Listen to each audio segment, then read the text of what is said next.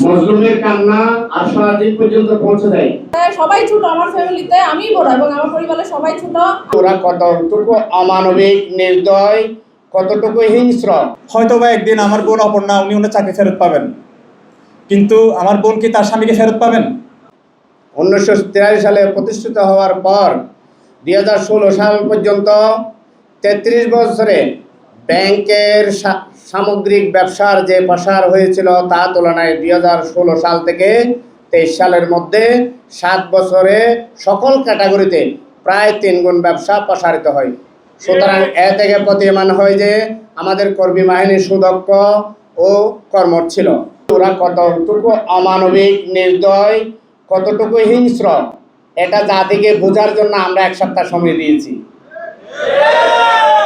আমরা চট্টগ্রামবাসীকে বলতে চাই, আপনাদের ছেলেদেরকে 5000-এর কাছাকাছি ছেলেদেরকে টার্মিনেট করেছেন ওনারা সুপরিকল্পিতভাবে ওদের নীলনকশা বাস্তবায়ন করার জন্য একটা সংঘবদ্ধ গোষ্ঠী, এবং এটা একটি মানবতা বিরোধী অপরাধ। আমাদের ইসলামী ব্যাংক বাংলাদেশ পিএলসির যে এইচআর পলিসি, যার মাধ্যমে আসলে আমরা নিয়োগগুলো হয়, ওই এইচআর পলিসি সুস্পষ্টভাবে আমরা মেনটেন করে আমাদের প্রত্যেকটা এমপ্লয়ির আমরা নিয়োগ হয়েছে। এবং ওনারা একটি অ্যাসেসমেন্ট পরীক্ষার নাম দিয়ে আপনার একটি নিয়োগ পরীক্ষার একটি নাটক ওনারা মঞ্চস্থ করতে চেয়েছিলেন, কিন্তু আমাদের সকল ভাইয়েরা স্বতঃস্ফূর্তভাবে এই প্রহসনের নাটক বয়কট করেছেন। এবং এরপর ক্রমাগতভাবে আমাদের উপর বিভিন্নভাবে চাপ প্রয়োগ, হুমকি ধামকি, আমাদের ব্রাঞ্চে বিভিন্ন আমাদের সহকর্মীবৃন্দের উপর আক্রমণ, এগুলো ওনারা অব্যাহত রেখেছেন এবং ওনারা আমাদেরকে অবৈধ প্রমাণ করার জন্য উঠে পড়ে লেগেছেন। কিন্তু আমাদের চট্টগ্রামের আমাদের সচেতন নাগরিক মহল, আমাদের টার্মিনেট হওয়া ভাই এবং সকলের স্বতঃস্ফূর্ত আন্দোলনকে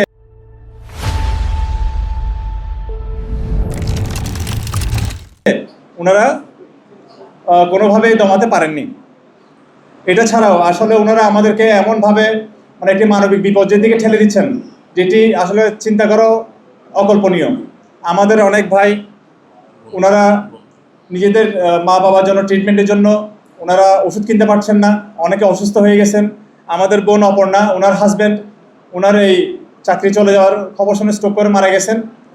এখন আমি সাংবাদিকবৃন্দ ভাইদের মাধ্যমে ওনাদের প্রশ্ন করতে চাই, হয়তোবা একদিন আমার বোন অপর্ণা উনি ওনার চাকরি ফেরত পাবেন, কিন্তু আমার বোন কি তার স্বামীকে ফেরত পাবেন?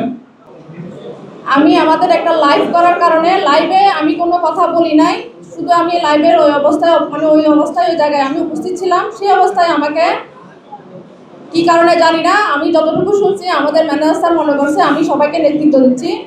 এই ভয়ে আমাকে 2 ঘন্টা পরে টার্মিনেশন লেটারটা দেওয়া হয়।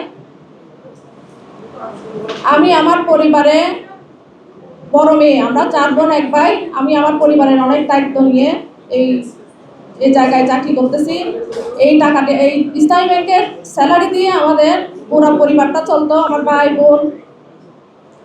এবং আমার যে বাসায় আমি ওখানে নারায়ণগঞ্জ, সেখানে যে বাসায় থাকতাম, এখানে আমার একটা ফ্যামিলি বাসা ভাড়া এবং যাবতীয় সকল খরচ আমার ওই ব্যাংকের স্যালারি থেকে হইতো। এখন আমি আমার নতুন বোনকে কলেজে এডমিশন, এবং আমার একটা ভাই আছে, সবাই ছোট, আমার ফ্যামিলিতে আমি বড় এবং আমার পরিবারের সবাই ছোট। আমি এই দায়িত্ব কিভাবে বহন করব আমি আসলে বুঝতেছি না। এই যে আপনাদের মাধ্যমে আমাদের সকল ভাই বোনের পক্ষ থেকে আকুল আবেদন, যেন আমাদের এই যে চাকরিটা আমরা হারাইছি, যেন আমরা আমাদের চাকরিটা পুনরায় চাকরি ফিরে পাই।